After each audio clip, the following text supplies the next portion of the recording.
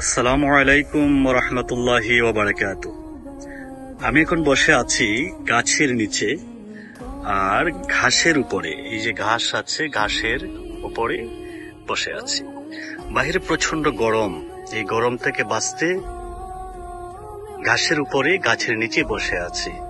আল্লাহ তাআলার শুকরিয়া জ্ঞাপন করছি যে আল্লাহ তাআলা তার বান্দার আরামের জন্য এই গাছ দিয়েছেন আর এই ঘাস দিয়েছেন। তা আমি বন্ধুদেরকে বলবো যে আমরা সবাই গাছ লাগাই, পরিবেশ বাঁচাই।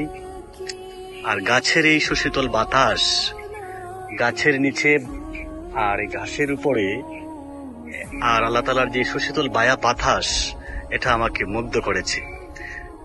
তাহলে বলতে চাই যে বটের ছায়ার সেই সুশীতল বাতাসে মন প্রাণ কেড়ে নিল সভি, নদীর চলার ওই কুলো কুলো তানে আমাকে বানিয়ে গেল